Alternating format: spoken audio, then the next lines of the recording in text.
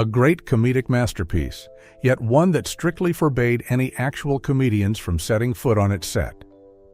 Airplane 1980 was not born of a calculated studio formula. It was forged through a perilous copyright gamble, logic-defying casting decisions, and a brutal, bloody dissection in the editing room when the entire project was on the brink of collapse.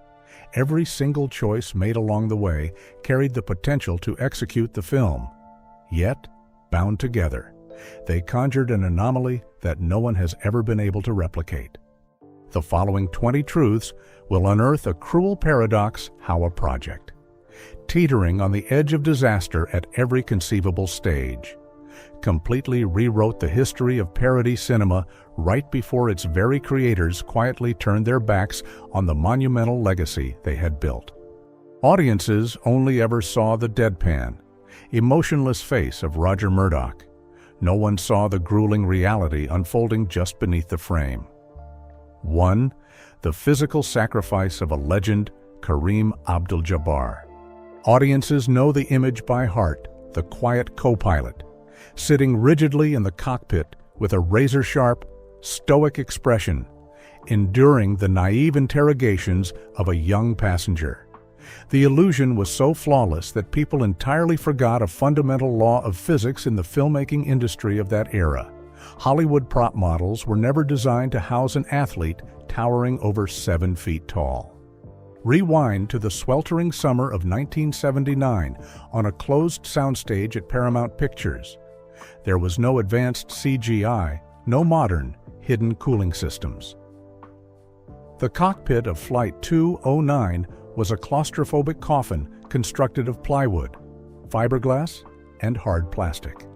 Surrounding this suffocating box was a massive array of high-voltage studio lights required for film stock, radiating an oppressive heat that baked the stagnant air. This set was tailor-made for men of average build, like Robert Hayes or Peter Graves.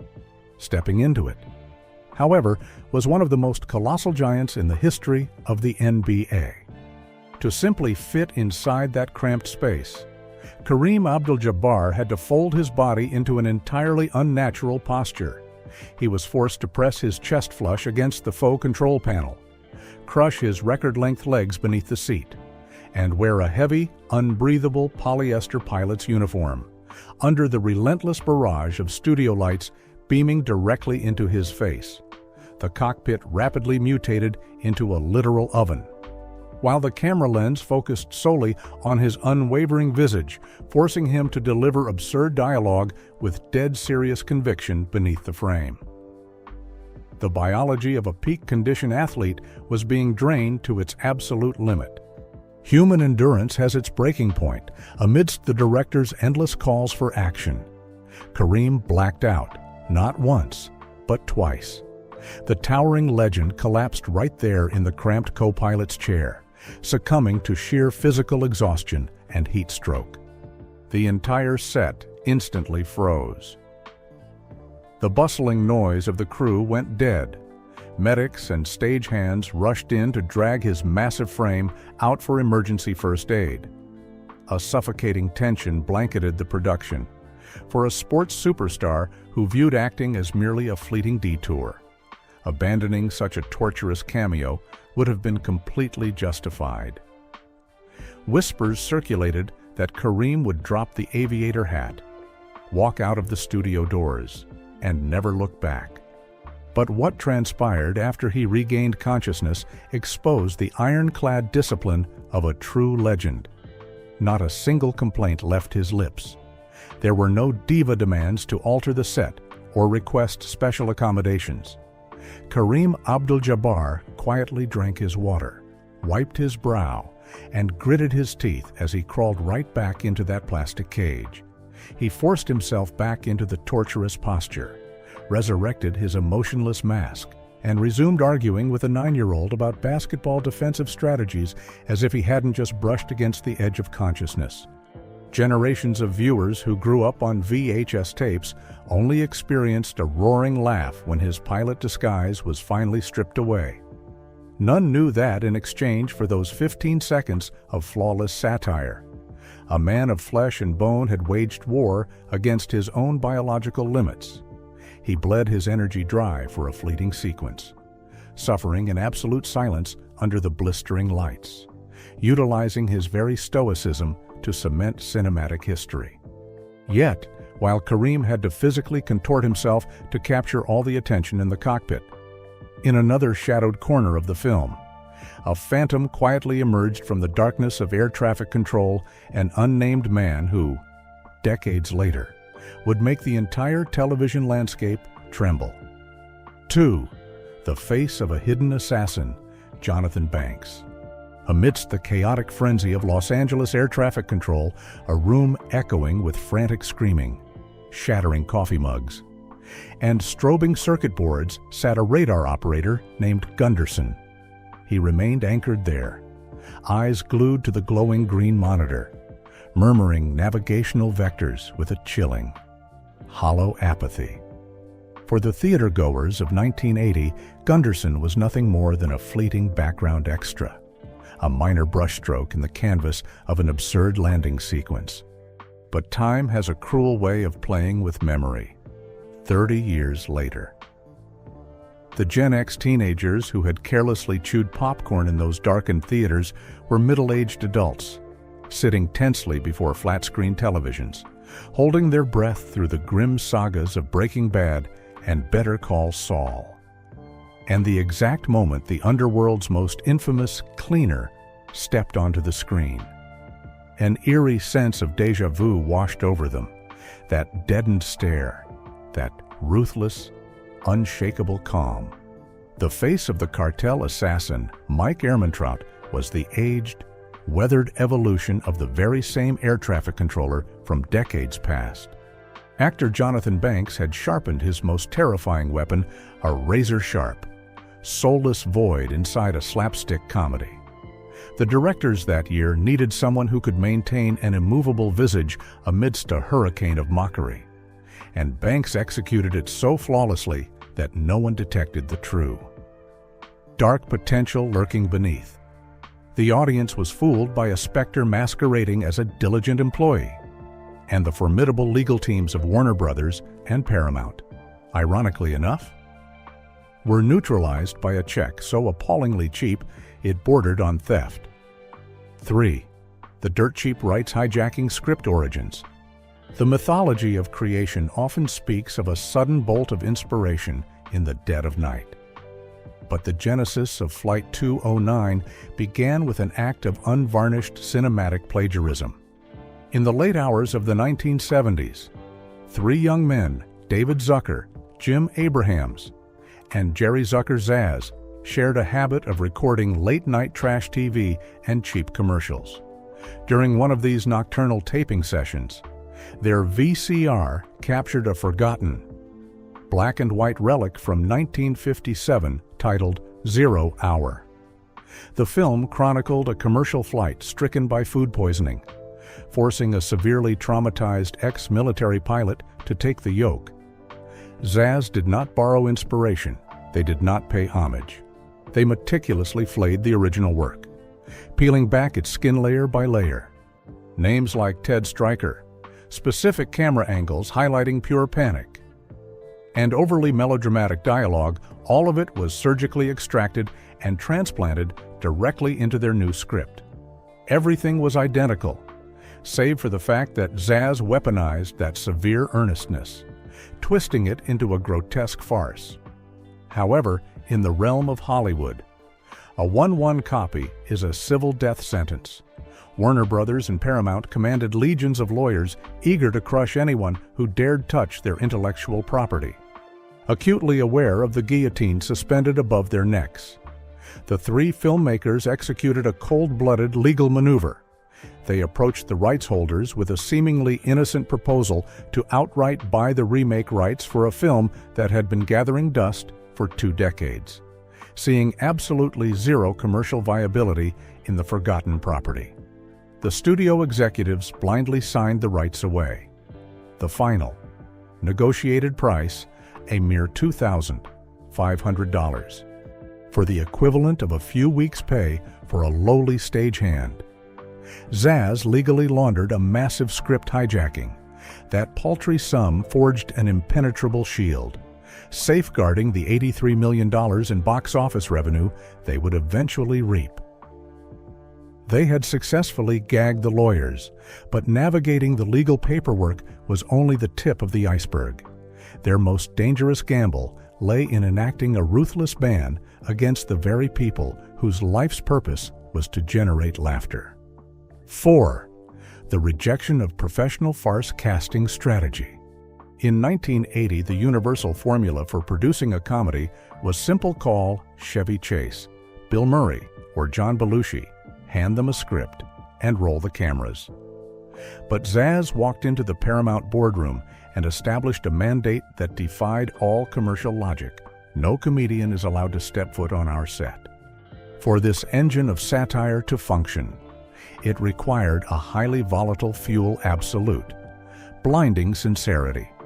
They scoured the Hollywood Rolodex and dispatched invitations to Leslie Nielsen, the heroic lead of the disaster epic The Poseidon Adventure; Robert Stack, the iconic face of the gritty crime series The Untouchables; and Peter Graves, the stern, authoritarian commander of Mission Impossible. The entire careers of these men were built upon granite foundations of stoicism, chiseled jawlines, and deep commanding vocal tones. When these dramatic titans entered the audition room, they were profoundly disoriented. They were instructed to read nonsensical dialogue about Turkish prisons and gladiator movies, surrounded by inflatable autopilot dummies and guitar-strumming nuns. The sole, uncompromising directive from the three directors was this: do not try to be funny. Do not wink at the audience. Play this as if you are performing a Shakespearean tragedy, as if the lives of hundreds of souls rest entirely in your hands. The violent collision between methodical academic acting and the script's sheer lunacy birthed an unprecedented chemical reaction. The engine of the humor didn't run on physical gags. It was fueled by the actors' unwavering refusal to acknowledge they were trapped in a joke. This ironclad rule yielded visual brilliance. Yet, it also acted as a brutal sieve, inadvertently ejecting what would become the future of American television right out of the cockpit. 5. The television king's retreat, David Letterman. In the exhaustive hunt for Ted Stryker, the traumatized pilot radiating a pathetic, yet heroic aura, the production team recorded dozens of screen tests. Buried deep within those archival tapes is the footage of a young man with a distinct, gap-toothed smile, David Letterman. Letterman brought a dry, off-kilter energy to the role. His ability to deliver lines with flatline emotion seemed perfectly aligned with Zsasz's strict demands. He stood before the camera, bantering with an actress, channeling Stryker's psychological instability.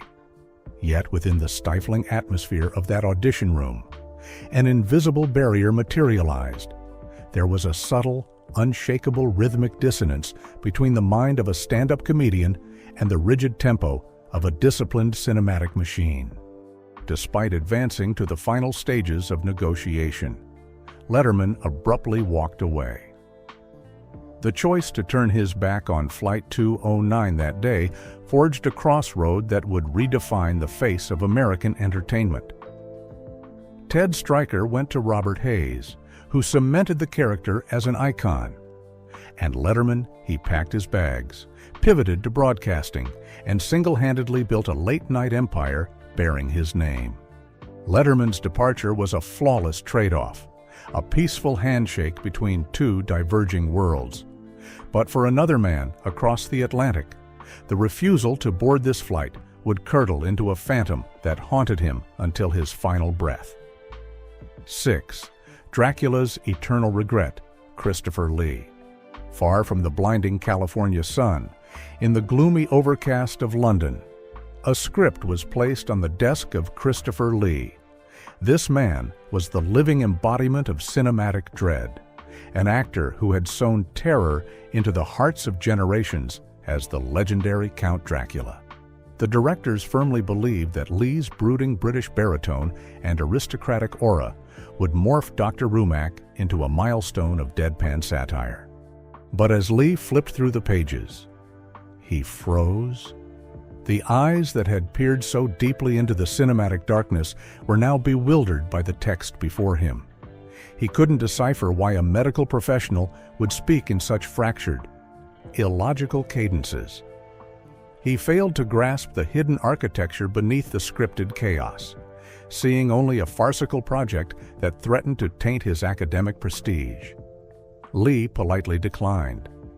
Turning his back on Zaz, he nodded instead to a rising director named Steven Spielberg, joining the cast of 1941. History judged that decision without an ounce of mercy. 1941 was met with critical apathy, standing as one of Spielberg's rare, colossal failures. Airplane, meanwhile, carpet-bombed the box office and ascended to the pantheon of legends. Decades later, film historians would record his bitter admission turning down the role of Dr. Rumack was one of the gravest miscalculations of his entire career. The Count of Darkness chose safety, only to inherit a lingering, inescapable regret. Meanwhile, another traditional icon, a woman who had spent her entire life imprisoned within the most rigid, conservative molds of American society, stepped willingly into the vortex of chaos without a second's hesitation. 7. America's Mother breaks the mold, Barbara Billingsley. The landscape of 1950s American television was defined by suffocatingly perfect standards. At the epicenter of that pristine portrait was June Cleaver, the impeccably poised matriarch of Leave It to Beaver, portrayed by Barbara Billingsley. For decades, the image of Billingsley wearing her trademark pearl necklace, donning a baking apron, and offering a gentle smile remained the untouchable archetype of the white, middle-class suburban dream. When the Zazie trio penned a sequence requiring a translator for 2 black passengers speaking thick street slang jive, they didn't look for a comedian. They sought the ultimate, jarring contrast. They needed the supreme symbol of absolute propriety. The script was sent to Billingsley as a massive, volatile gamble, as demanding America's Mother to spew underworld street vernacular could easily have been perceived as a career-ending insult. Yet, contrary to their fears, as she read the pages, Billingsley felt no outrage. She accepted the role almost instantly. What the audience witnessed on screen was a masterclass in comedic juxtaposition. But for the actress herself, it was a spectacular, triumphant prison break, after 30 years of being shackled to a single, wholesome identity. She walked onto the set and annihilated it. Unlike Christopher Lee's hesitation, Billingsley stood tall, delivering the most abrasive, gritty dialogue with the exact same warm, measured cadence she once used to offer children cookies.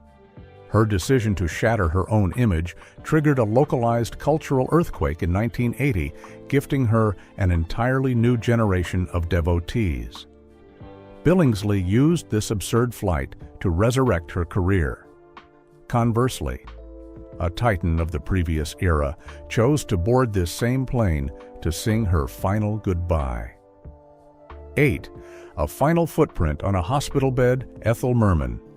Inside the simulated confines of a military hospital ward, the camera slowly drifts across a soldier suffering from severe PTSD. He is trapped in a deep, hallucinatory delusion, thoroughly convinced that he is Ethel Merman, the legendary, booming vocalist and absolute monarch of the Broadway stage.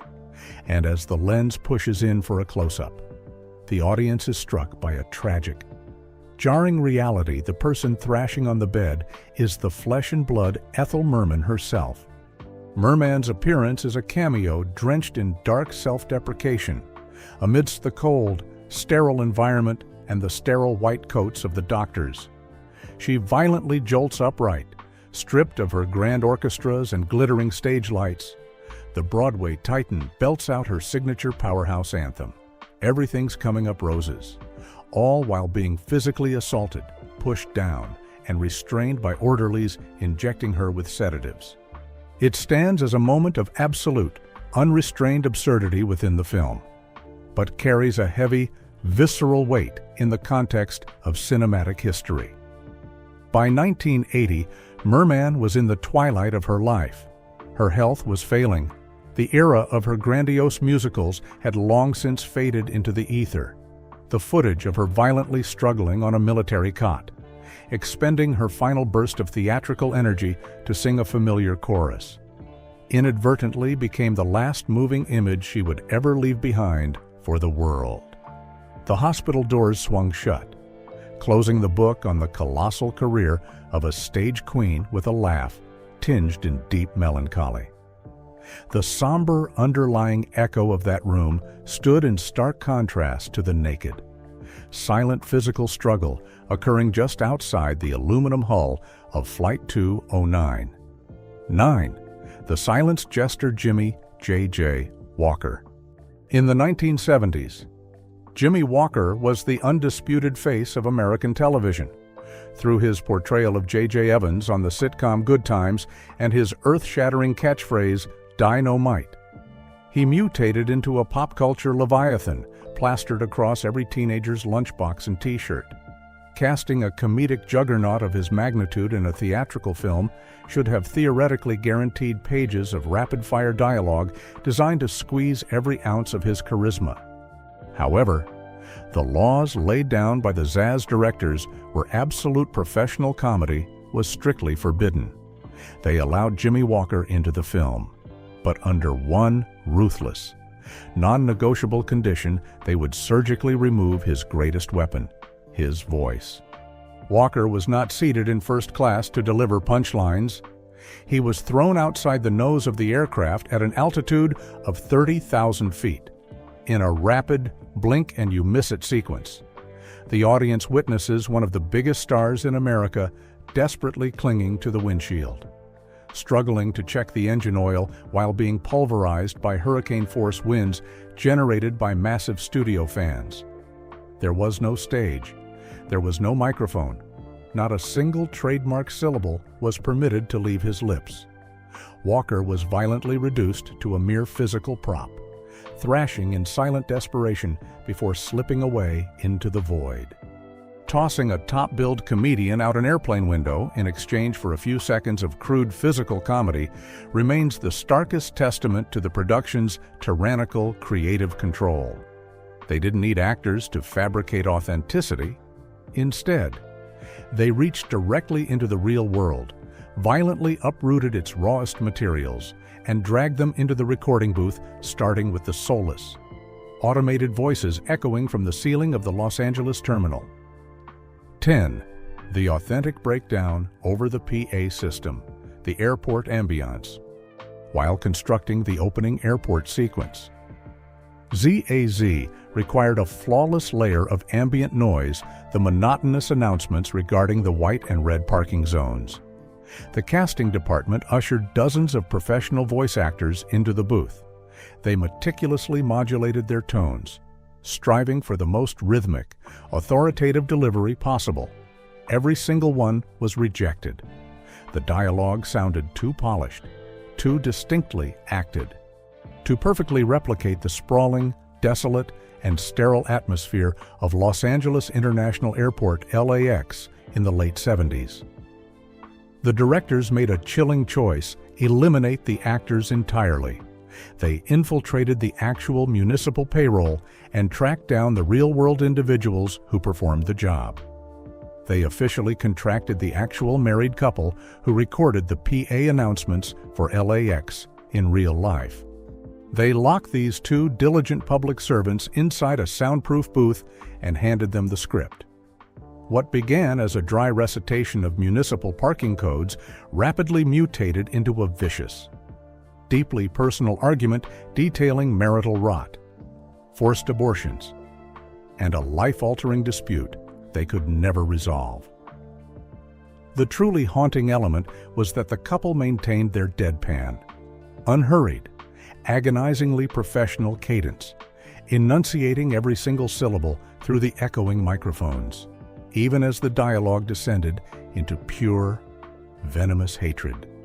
The emotionless, mechanical reverberations bleeding from the PA system cloaked the terminal in the suffocating, industrialized dread of the era. That raw authenticity hijacked the viewer's auditory senses, pulling them deep into the reality of the scene. But for the millions of frequent flyers in 1980, the true source of psychological torment wasn't floating in the ceiling. It was waiting for them on the ground, a gauntlet of shadowy figures clutching flowers, lying in wait by the automated sliding doors. 11. The 1980 terminal trauma cults and solicitations. Stepping into any major American airport terminal in the late 1970s meant facing more than just the deafening roar of jet engines or miles of agonizing lines. Passengers had to physically navigate a living barricade, religious zealots, cult members draped in robes, and aggressive solicitors armed with flowers and donation buckets swarmed every available exit. It was a deeply suffocating reality, a form of legalized harassment that traumatized millions of Americans every time they packed a suitcase. When Zaz unleashed the sequence where the protagonist violently clears his path, physically assaulting every single solicitor in his way with indiscriminate brutality. Movie theaters in 1980 erupted. The explosive laughter was not merely a reaction to a gag. It was the sudden, violent release of real-world, pent-up fury by transforming a chronic, infuriating societal nuisance into a display of grotesque, retaliatory violence. The filmmakers essentially lanced a collective psychological boil for the masses. Adults watched their repressed frustrations manifest on screen, and they cheered. But back on the very set where that catharsis was filmed, one actor wasn't smiling at all because he had absolutely no concept of why anyone was laughing. 12. Unblemished innocence amidst the subtext, Rossi Harris. Buried within the film's abrasive truths and deeply suggestive. Taboo dialogue. The story of young Rossi Harris provides a jarringly different lens, cast as the child passenger, Joey. The 9-year-old actor stepped into the simulated cockpit to film a conversational scene opposite the veteran Peter Graves, playing Captain Over. The questions the captain leveled at the boy inquiries regarding gladiator films and the interiors of Turkish prisons carried dense, perverse, and deeply twisted undertones that any adult in the audience immediately deciphered. But on the set, the three directors made a cold, clinical cinematic choice. Under no circumstances were they to explain the subtext to Rossi. The child stood there, blinking at his co-star, navigating completely blind through the dark, hidden labyrinth of the script's implications. That bewildered, authentically confused stare captured on film was not the byproduct of child acting techniques. It was the genuine biological reaction of a child thrust into a psychological environment far beyond his comprehension. It was harvested by the camera and permanently locked into celluloid. It wasn't until Rossi turned 10, sitting in a theater watching the final cut, that a wave of shock washed over him as he realized the grotesque linguistic trap he had unwittingly been used for. Rossi's innocence was a raw, unmanipulated biological response. Yet, the stoic patience of the passenger sitting for hours in the back of a taxi outside the terminal was a highly orchestrated trap, loaded with venomous political intent. 13. The covert political assassination Howard Jarvis. In the opening minutes of the film, Ted Stryker abandons an elderly passenger in the back of his cab, promising he'll be right back. The taxi meter engages. Throughout the entirety of the film's runtime, that man sits patiently in the rear seat, occasionally glancing at his watch, while the meter racks up an astronomical, meaningless debt. Long after the final credits finish rolling, he clicks his tongue and mutters that he'll give the driver another 20 minutes. To the casual observer, It was simply a recurring situational gag, but to the voting adults of that era, particularly the citizens of California, this satirical knife plunged deep and twisted violently. The man trapped in that cab was none other than Howard Jarvis. In the real world, Jarvis was a notorious, hardline political activist, the chief architect of Proposition 13, a legislative earthquake that fractured America in 1978. He was a man who dedicated his entire existence and public reputation to a ruthless crusade aimed at slashing taxes and violently opposing the waste of a single public penny. The directors managing to convince the living. Breathing monument of extreme financial conservatism to willingly step into a scenario where he casually bleeds money into the void was a masterstroke of dark irony. It was a visual assassination, morphing a feared political titan into the punchline of an endless, agonizing visual loop, while the political sphere provided ammunition for visual mockery. On the auditory front, another titan was drawing a much darker, psychological boundary line to trap the audience. 14. The Misplaced Symphony of Dread, Elmer Bernstein. For this machinery of mockery to function without tearing itself apart, it required a binding agent to glue the absolute lunacy together.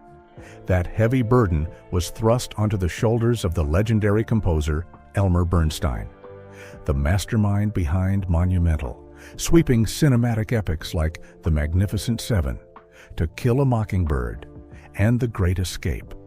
Upon entering the war room, Bernstein was handed the most bizarre directive of his entire artistic life. Writing comedic music was strictly forbidden. He was not permitted to use a single note to elicit a laugh or cue the audience that they were watching a farce. Instead, his mandate was to compose a brooding, threatening, terrifyingly earnest B-movie disaster score the exact same apocalyptic symphony he would draft for a harrowing, life-or-death survival thriller. Bernstein himself burst into laughter upon viewing the rough cut. He immediately understood the psychological manipulation Zaz was attempting to weaponize. His oppressive, relentless orchestrations bleeding through the theater speakers effectively sealed the audience's minds. It forged a razor-sharp perimeter between life and death stakes and utter absurdity, forcing viewers to process idiotic visuals through a manufactured lens of genuine dread. Bernstein manipulated the masses using the most severe, academic musical notes imaginable. Meanwhile, deep in the unglamorous shadows of the set, a solitary crew member waged a desperate, physical war just to keep a piece of rubber breathing. 15. The artificial life support behind the lens, Otto the autopilot. That unsung hero of the props department was quite literally inflating a rubber dummy. This was not a metaphor, it was the grueling physical reality occurring between every single take. The lifeless entity known as Otto the inflatable autopilot generated endless waves of laughter. But behind the scenes, he was a logistical nightmare. The latex shell was incapable of maintaining its pressurized form during the long resets between shots. To sustain the illusion of an artificial entity calmly piloting the doomed aircraft, a stagehand was forced to hide out of frame, crouched just below the camera's line of sight. This hidden operative wielded a standard, manual bicycle pump, furiously pumping the pneumatic cylinder in a frantic, unseen rhythm to force Otto fully upright mere seconds before the director screamed, "Action!"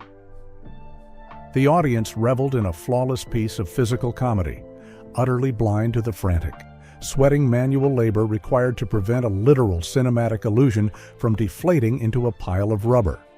Pumping a plastic shell was agonizing manual labor, but the three directors' desperate struggle to maintain control over their own film crashed headfirst into an impenetrable legal barricade. 16. The exiled visionaries, the Union conflict. The ironclad laws of the Directors Guild of America (DGA) dictated that only one singular individual could be credited and permitted to give direct vocal commands on a film set. This archaic legislation forced the ZAZ trio into a bizarre state of exile within the borders of their own creative kingdom. Jerry Zucker was elected as the frontline representative.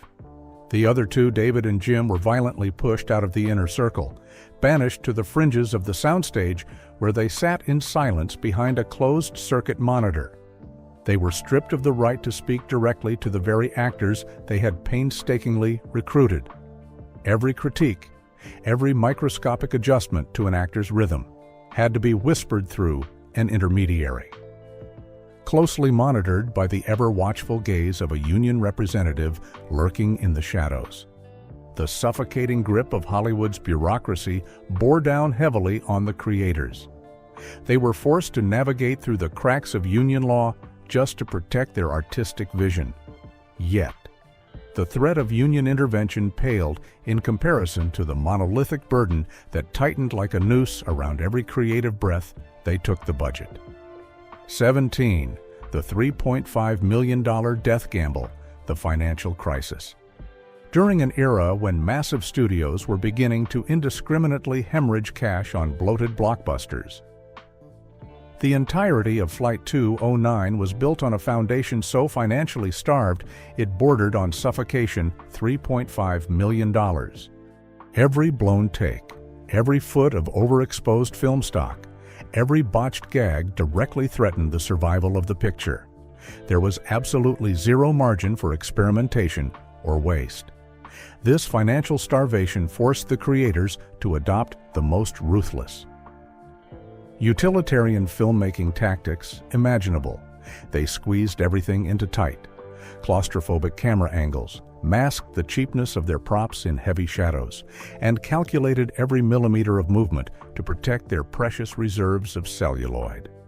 Zaz braced themselves against the internal crushing weight of bankruptcy. They had no idea that an even more terrifying predator was circling them from the outside. 18. Camouflage from the corporate Leviathan's title alterations.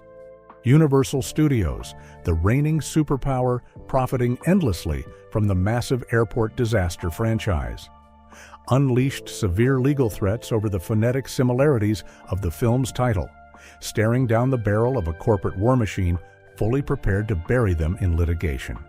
The tiny production was forced to frantically mutate its identity across international borders just to dodge the incoming fire. In Australia, it masked itself as Flying High. In Germany, it was forced to wear a bloated, grotesque disguise. Die unglaubliche Reise in einem verrückten Flugzeug, all to slip past the heavily guarded borders of copyright law and survive in the theaters. Having to butcher the very name of their creation to appease corporate giants was a bitter, humiliating surrender. Yet, the most savage. Bloody mutilation that forever altered the film's DNA didn't come from rival studios. It occurred in the dark, windowless confines of the editing bay, at the hands of the creators themselves. 19. The brutal surgery in the editing bay, the 87-minute cut. Walking into a test screening on a university campus, the Zaz trio carried with them a lumbering, 115-minute rough cut. As the theater lights dimmed, the reaction they received wasn't explosive laughter. It was a terrifying, deadening silence. In the ruthless arena of comedy, the prolonged silence of an audience is the equivalent of a firing squad. Their creation was drowning, with no time to mourn. The directors retreated into the editing suite and initiated a cold, unanesthetized surgery. They took a blade to the celluloid, violently hacking away 28 minutes of runtime. Carefully crafted sequences and meticulously written dialogue were mercilessly discarded onto the cutting room floor. To violently stitch together the shattered pacing, they forcefully injected an array of abrasive, cartoonish audio cues, bowing springs, clattering metal, whiplash effects. This crude, Frankenstein-esque patching forced the film's momentum to accelerate, pushing it completely over the edge into relentless absurdity. That brutal, bloody excision narrowly pulled Flight 209 back from the brink of death. 7 years later, the three of them would reach the absolute summit together one final time before one of them would vanish into the shadows, leaving no explanation in his wake. 20. The chilling silence after the glory. Born from a microscopic budget, the film annihilated the box office, hauling in $83 million and single-handedly rewriting the DNA of the parody genre. By all logic, fueled by this colossal victory, Zaz was positioned to reign over a comedic empire for decades. They rejected the studio's demands for a direct sequel, but stayed united, touching the heavens once more with 1986's Ruthless People. And then, an eerie, impenetrable silence descended. Jerry Zucker, one-third of the hive mind that mapped modern American satire, abruptly vanished from the realm of comedy. 4 years after that quiet fracture, Jerry stepped behind the camera entirely alone to direct Ghost, a somber, tragic romance, utterly devoid of the chaotic, biting satire that had forged his legacy. David Zucker and Jim Abrahams maintained the throne with the Naked Gun franchise, but Jerry's name never appeared beside theirs on a director's chair again.